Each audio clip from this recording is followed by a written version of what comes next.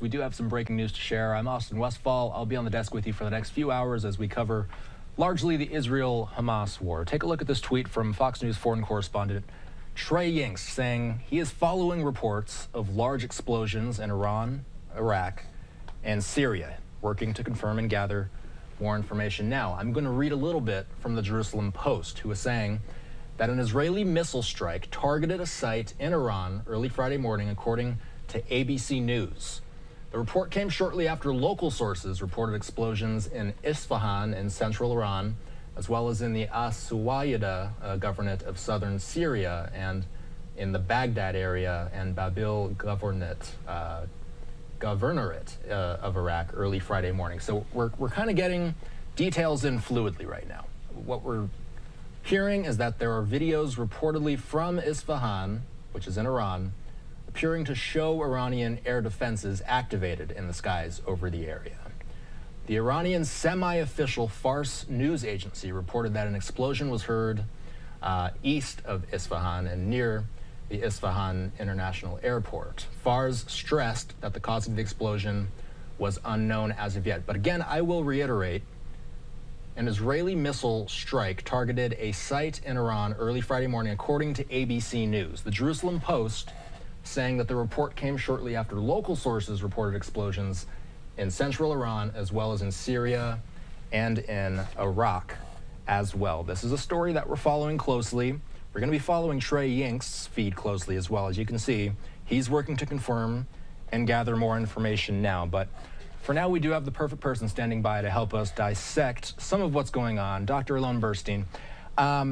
Alon, let's start here. So far, Iraq, Iran, Syria is where we're hearing these explosions are taking place. We, as of yet, do not have any independent confirmation that Israel is responsible for these attacks. What surface level information are we finding so far tonight? So good to see you. And, like you said, this is happening as we speak. It is currently 5 a.m. in Israel, which is typical for when, sort of cross-border attacks would happen. But everything I'm saying, obviously, is very, very surface level. Right now, the fact that the attack occurred, the only attack that's being reported thus far in Iran, the fact that it occurred in Isfahan is not surprising. Isfahan is very strategic. It's also very symbolic. It is an area where there have been a lot of Iranian nuclear facilities and sites since 2004.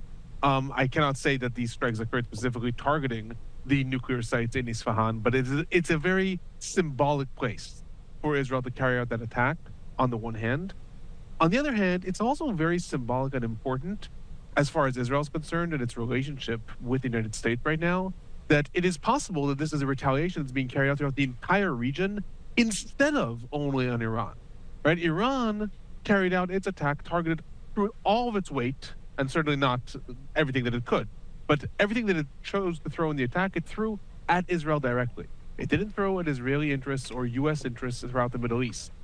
In turn, the United States has applied a lot of pressure on Israel, saying, do not escalate this further. Do not now throw a massive retaliation at Iran. If Israel carries out now a very big retaliation on the one hand, on the other hand, not all targeted at Iran itself, one symbolic attack at Iran, and then attacks at different strategic targets that Iran may have in Iraq, in Syria. We may even see attacks that occur in Yemen. That is the way for Israel, in turn, to say, on the one hand, it can satisfy its internal coalition and say, yes, we attacked Iran, and specifically Isfahan, a very strategic place.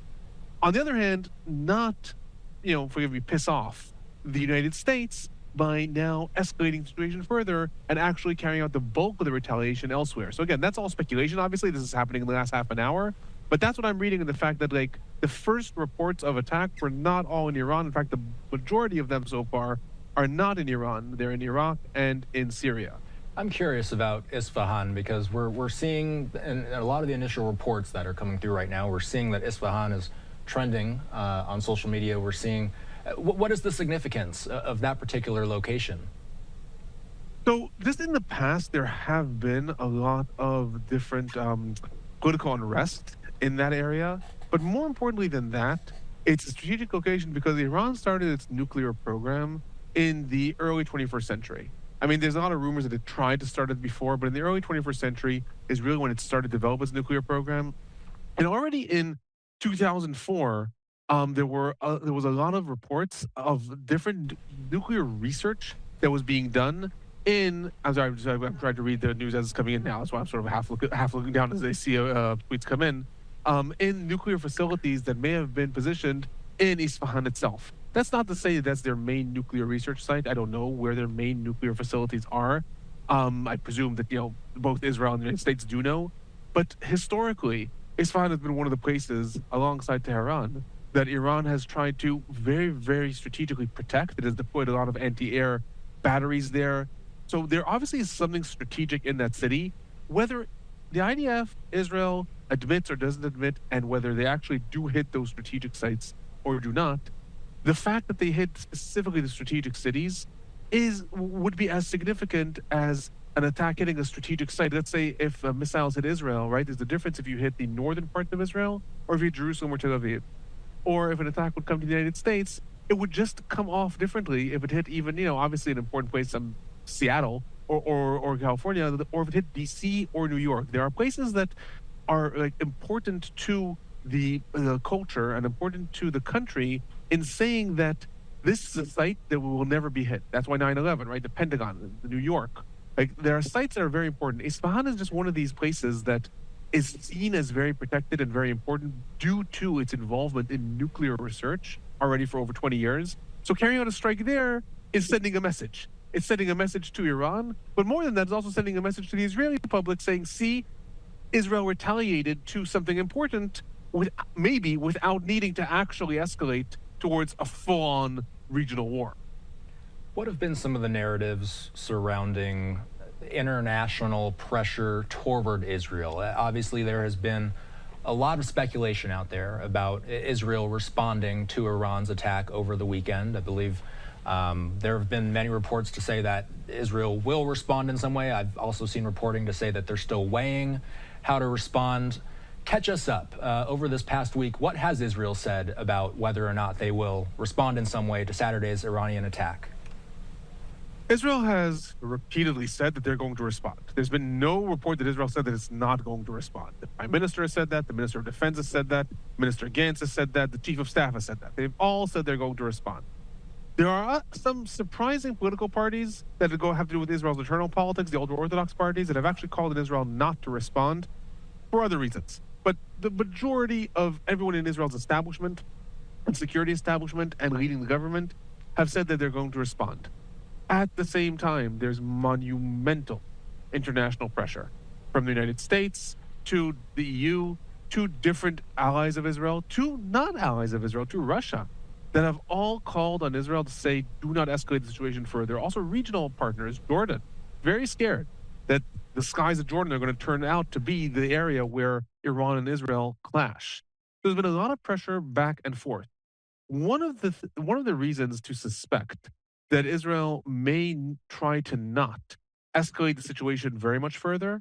That's why, again, at least as of now, when we're about 45 minutes into Israel's retaliation, I am saying maybe we'll see more of an emphasis on the region and less on direct attacks on Iran, is because there's been a couple of reports about the ongoing negotiations between Israel and the United States that really would suggest that Israel is not going to carry out a major attack on Iran. One is the fact that the United States today vetoed the UN Security Council resolution to accept Palestine as a full member state of the UN.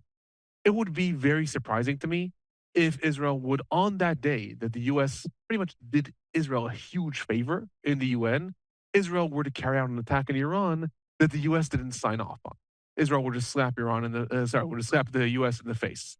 So likely the United States knew about what Israel's response is going to be, and therefore it's probably not going to be that escalatory. One. Two, there's also been reports in the last several days, and specifically in the last 2 days, that part of the negotiations between Israel and the United States in the last 2 days have been that the United States is going to approve an Israeli operation in Rafah, right? The Israeli invasion of the most southern town of Rafah, who we've been talking about for, a month and a half already, is going to sign off on that in exchange for Israel not carrying out a major retaliation in Iran. That's going to be the back and forth. Today, there was a meeting between the head of the National Security Council in Israel and the U.S. National Security Advisor. And after that meeting, the United States even took a different tone. It said, yes, we share the desire to destroy Hamas in Rafah. Whereas before they were saying, we disagree that Israel needs to invade Rafah. So seemingly, there's some agreement between Israel and the United States with regards to invading Rafah. And if that means that Israel's agreed to not carry out a big retaliation against Iran, what we may see is, again, something more minimal, like a nominal attack on Iran itself, and then a much larger retaliation or meaningful retaliation against the regional interests of Iran in Syria or in Iraq. Again, I think maybe we'll see something in Yemen. Remains to be seen. And we obviously wait here to see if there is any confirmation in the immediate time as to whether or not this is actually an Israeli attack. I'm going to pull up some live images we have because I know we're both checking our feeds right now, our news wires. We're both looking for information in real time here. This is a live image out of Tel Aviv. We were watching these images live as we were watching those Iranian strikes make their way. It was an hours-long affair as we sat here, U.S. time, Saturday afternoon. This is a live image out of southern Gaza. This is a camera planted in southern Israel looking at the Gaza skyline. I do know that what we do look at, and a lot of times what we rely on with these feeds, is seeing any type of military activity taking place in these areas. But now we're talking about a completely different area alone. We're talking about Iran, and then we can't forget, we're also hearing reports of explosions in Iraq and Syria. What could be the tie-in to Iraq and Syria specifically here? So Iraq is particularly interesting in this context because let's not forget that the entire escalation right now is a result of the attack that occurred in Syria against the Iranian consulate in Damascus. The IDF has been carrying out skirmishes with different militias in Syria since the war began, and also prior to the war, and going back to the Syrian civil war. There have been different escalations and rounds between the IDF and militias in Syria and even the Syrian army. The IDF, though, has rarely carried out attacks in Iraq. Iraq is much farther. It's a different state. There was even some notion, very, very fleeting, for a while with new Iraqi government here and there, that there might even be relations between Israel and Iraq. Israel has not carried out a lot of attacks in Iraq. And specifically, it's being reported that there are attacks that are occurring in Baghdad. And again, all this is speculation. All we know is that explosions were heard in Baghdad. It is technically possible that that's a coincidence. I doubt it, but it is technically possible that we're not going to hear that Israel's all of a sudden attacked sites in Baghdad, but instead that other things are happening in that region. But attacking the entire region, Iran, Iraq, Syria, and there's also ongoing, as there are every night, attacks in Lebanon. Is Israel also trying to send a message back? Right, Iran tried to send a message with its attack. It did not throw all of its weight into attacking Israel. It threw a good amount of weight, 350 drones, ballistic missiles, and cruise missiles, trying to send a message, attacking the entire region, and specifically, maybe, Iranian targets in the heart of Baghdad or in Syria at the same moment as overcoming the different Iranian air defenses and carrying an attack in Isfahan. Is Israel sending a message back? Is Israel saying, don't play with us? You want to carry out that attack? We have the ability to strike back not only in Iran, if we want to, we can, but not only in Iran, all of your interests, Iraq, Syria. Again, I would be surprised if Israel does not carry out some attack in Yemen also, although that also would have to be negotiated with the United States. But Israel has yet to retaliate to the Houthi attacks, and it's been waiting for an opportunity. So it's possible that we'll hear about that also tonight. So again, that would be sort of this middle ground on the one hand saying, look, we struck back. On the other hand, but we did not now escalate it to a full-on war, right? Similarly to the way that Israel came under pressure from the world and also some internal pressure, saying you don't need to retaliate to Iran. They didn't actually cause that much damage. Similarly, right, if this is it may not be, but if this is it for Israel's retaliation, then Iran may come under the same pressure internally, or maybe from Russia, or from other countries saying, look, you don't need to retaliate to this now. This is not an escalatory move that you have no choice but to retaliate to. So again, that remains to be seen, but that's what I read into this regional attack and why Israel might be carrying that out and placing more emphasis on the region like Iraq rather than Iran. I want to ask, we've been covering this Iran-Israel situation all week, ever since Saturday, of course. When we talk about how Israel has said that they would retaliate for Saturday's attack, what has Iran said in response to that claim? Because Iran has also said that they would retaliate to Israel's retaliation, correct? Absolutely. Iran has tried to make clear that what they wanted to achieve in their attack is a new phase of strategy. Up until now, Iran has had this ongoing sort of proxy war with Israel, in which Israel carries out, its ongoing skirmishes with different terror organizations in the region, and Iran funds them, and Iran helps them. And on occasion, Israel would retaliate against also even Iranian Revolutionary Guards, but that had nothing to do with direct Israel-Iran. Iran was upping the ante and saying, no, the rules of the game have changed. Now you struck us in Syria, we're striking you directly. The big fear in Israel was that if Israel does not retaliate against this right now, what's going to happen the next time Israel wants to carry out an attack in Syria for its own strategic, tactical interests? Is this going to be now a new equation that every time Israel carries out an attack against an Iranian target or even not an Iranian target, let's say a Hezbollah target in Syria or in Lebanon, all of a sudden now Iran will say, well, we've made clear we send missile when you carry out attacks in this region. So Iran wanted to set a new rules of the game, and Israel in turn wanted to say, well, if that's the case, then you're going to be fired back upon. Iran, in answer to your question, has over the week said, no, you don't understand. We've set the new rules of the game. We retaliated against you and we're done. If we are attacked, as far as we're concerned, we see that now as your escalation. The rules of the game are you attacked us in Syria, we attacked you. End of story. That's what Iran is saying. End of story. Now, if you carry out another attack, as far as we're concerned, you're starting a new wave, and we are going to retaliate against you. Iran also said something interesting. I'm not sure what to make of it. It also implied that it has something up its sleeve in the sense that it said if an attack is carried out on its own soil, then Iran is going to introduce a new weapon into the region, into the war. Now, as far as the world knows, Iran does not have nuclear weapons. And it is possible that that is just an attempt to threaten. It is possible it's an empty threat. It's possible that what Iran meant is, if that's the case, if they are attacked, then they are going to develop new weapons. But that remains to be seen, what that actually means. What is going to be Iran's response? And more importantly, are they going to respond themselves? Or is this going to be now a response that they carry out through their proxies? That's really going to tell us where things are going to develop. Is Iran going to now say, okay, now we're attacked, now we're in war? Unlikely. Iran may do the same type of attack and retaliation, but it's unlikely if this is all that we see. But what we may see is Iran saying, okay, we're letting Hezbollah loose now. You've done that, now Hezbollah, go and fire 100,000 missiles on Israel. Again, unlikely, but they could also just activate. They have a lot more militias and proxies that they could activate in the region. I should make a correction for our viewers because we had a skyline shot up earlier that we said was Tel Aviv. It was not earlier. Now it is Tel Aviv. So, Alon, I'll ask you a similar question I asked you over the weekend when the Iranian attack was taking place.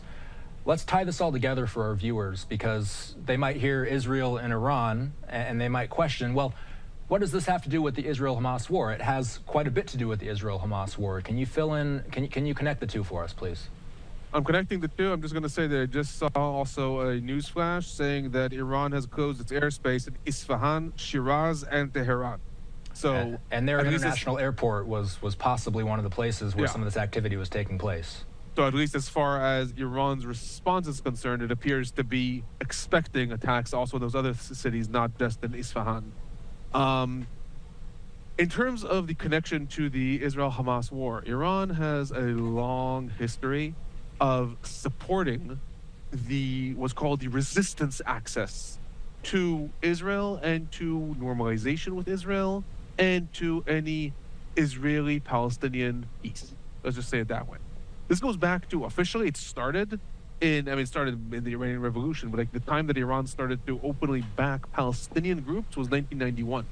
In 1991, Iran forms an alliance with Hamas, open alliance. Iran starts to fund Hamas with at the time, a lot of money for Hamas. Was a very young organization at that time, $1 million. They start to fund the organization because they wanted to challenge the idea that Israel was going to possibly make peace with the PLO. Right, for our viewers, you may remember the famous handshake between Rabin and Arafat on the White House lawn in 1993. That was Israel and the Palestinian Liberation Organization, the PLO, possibly agreeing to make peace. Hamas was one of the Palestinian organizations that was very opposed to that. They were very opposed to that. They see the idea of peace with Israel as, heresy. They're fighting a jihadist war. Iran has over the years taken upon itself to fund and ally and arm all of these organizations that are part of the resistance axis. So that includes Hamas, the Palestinian Islamic Jihad, Hezbollah, Amal, a slew of other organizations that their one common denominator is that they object to the idea that there could be peace between Israel and the Palestinians. Now, Iran is extremely involved in the Israeli-Palestinian conflict on the side of Hamas. Then, in addition to that, you have Iranian regional interests. Iran has an interest in more and more countries where there is a Shiite population. That is one of the main denominations in Islam, where there is a Shiite population, in that population causing insurrections and creating either governments that are in support of Iran or possibly even theocracies so they can be puppet states of Iran. That is what Iran has tried desperately to create in Iraq. That is what Iran has, to some extent, created in Syria. The Assad regime, after Iran saved its life during the Syrian civil war, is completely beholden to it. That is why Iran funds the Houthis in Yemen, also Shiites. Why Iran funds Hezbollah in Lebanon, also Shiites. It's all part of this regional aspiration of Iran to make sure that Shiites in different countries are not just living peacefully, but instead are carrying out insurrections, are being armed to the teeth, are being funded, are being radicalized in order to possibly have revolutions like we've seen in Yemen, possibly have revolutions in order to become local allies of Iran. So between those two things, between Iran funding the quote-unquote resistance axis of the Palestinians and also carrying out all of the, or funding and supporting and arming all of these militias in the region, Iran and Israel are two trains that are always heading towards collision. Up until this week, that collision has always been for proxies. It's always been Israel versus Hezbollah, which is an Iranian affiliate, Israel versus Hamas, which is funded by Iran, and things like that. This weekend and this week is the first time that we're seeing the ongoing collision between Israel and Iran. A lot depends on Iran right now. Will Iran say, okay, and now we're going to have a full-on war between the sides? I doubt it. Thus far, it seems that Iran would much rather have its proxies do the dirty work and then suffer Israel's retaliation. But obviously that depends on the extent that Israel is going to carry out this attack right now. Like we said, we're now an hour in. So, Alon, I'm going to keep you on here with us for a moment here while I read a little bit of what the Associated Press is reporting about the situation for now. They report that commercial flights began diverting their routes over western Iran without explanation early Friday, as one semi-official news agency in the Islamic Republic reported, quote, explosions heard over the city of Isfahan. State television acknowledged, quote, loud noise. The incident comes as tension remains high in the wider Middle East after Iran's unprecedented missile and drone attack on Israel. Dubai-based carriers, Emirates and Fly Dubai, began diverting around western Iran about 4:30 a.m. local time. They also offered no explanation, though local warnings to aviators suggested that the airspace may have been closed. Iranian state television began a scrolling on-screen alert acknowledging a, quote, loud noise near Esfahan without immediately elaborating. The Israeli military has not immediately responded to a request for comment, according to the Associated Press. So all of that is to say, Alon, that there's a whole lot of information out there, but not a whole lot of confirmation out there yet.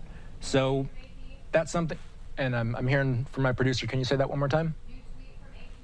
So we're getting some information from AP and a little bit of what we were just discussing, flights being diverted around western Iran, as one report claims explosions heard near Isfahan. So I'll ask you something that might be on everybody's mind right now as we wait for any sort of official confirmation that this may be an Israeli strike. You follow this stuff very closely. You follow this stuff day in and day out. You follow the leaks in the area. how often is it for 3 explosions to take place in 3 separate states all around the same time, especially in the manner that we're talking about right now? It does seem like something intentional is taking place here. This would be quite amazing if it wasn't something intentional going on here, correct? Absolutely correct. Look, it is in all likelihood an Israeli retaliation. We also had, like, I think ABC or NBC reported, quoted American sources that said that there are, yes, confirmation that Israeli missiles are landing in the region. That said, and this would also not be the first time that something like that would happen. In 2021, Israel carried out a simultaneous assassination of Palestinian Islamic Jihad operatives in Gaza and of their not senior leadership, but sort of one level below senior leadership in Damascus at the same hour. Like, Israel has a history of doing things like this. The 2 big questions, or several big questions. One, is this an open Israeli attack or not? Israel, I remind everyone, did not actually claim responsibility for the attack in Syria in the consulate in Damascus. It did not claim responsibility for that for reasons that it would actually be violating international law to attack a consulate. And I'm not getting into the ethics or the specifics. I'm just saying factually, Israel chose to not take responsibility for that. Everyone knew it was Israel, and Iran retaliated. It remains to be seen if Israel takes responsibility for this and is open about that, because that'll be a game changer. If Israel does not take responsibility for it, that also will be easier for Iran to say, and we're done, and we're done. Whereas if Israel goes out and boasts about this and says, look at our big retaliation in Isfahan, the big city of the Iranian Revolutionary Guards, then it will be harder for Iran to ignore it. So that's one question. Another question is, what specifically was targeted? Again, all of these places, Isfahan, possibly Shiraz at Tehran, Baghdad, Syria, the Azur area, I think is what El Miadan was reported was attacked. All these areas have a lot of strategic targets for Iran. What was attacked? That makes a big difference. What was attacked? Was it the airport? Was it an Iranian nuclear facility? Was it a facility of the Iranian Revolutionary Guards? Are we even going to know? Is it possible that Iran's not going to report and Israel's not going to say? All these things matter. What matters most is, again, what is reported, what people know, because that's going to determine if there's a lot of public sentiment in Iran saying, we've just had a national humiliation, so you must retaliate. That's going to make Iran retaliate. Whereas if Israel does not boast about it, and Iran in turn does not say what happened, it could end there. All these things are going to be what determines the outcome. And the same goes for when you ask, like, simultaneous explosions in Iraq, Syria, Iran. Same thing. What was attacked in Baghdad, right? It could be that it is the head of the Islamic resistance in Iraq. That is a coalition of militias that are loyal to Iran, that are very, very powerful. It would be a huge win for Israel. I'm making this up. There's no reason for me to think that that's what was attacked. I'm just saying, let's say that that's what was attacked. It would be a huge win for Israel if that's what was attacked. But that's also something that Iran can say, okay, but that happened in Iraq. Yes, they're militia loyal to us, but that's nothing to do with us. In turn, if Israel or other forces in Iraq, let's say, start to say, look at the monumental blow that Israel dealt to Iran, Iran is so humiliated, we're going to see an Iranian response. That's just how this works. Like, unfortunately, it's almost a game of saving face. So what matters is Israel going to take responsibility? What specifically was targeted? And then can Iran, sort of afford to not retaliate in the sense of not losing a lot of pride with its local population? All those are the questions that are going to determine where things go right now. And again, I'll say more importantly, for the context of the Israel-Hamas war, they're going to determine if militias are now activated, if Hezbollah now is like, okay, it's time for you to throw your weight into the war, or the Houthis, or if it's going to just go back to being the same, low-level fighting that we've seen. Has Israel flexed their military muscle in a way like this?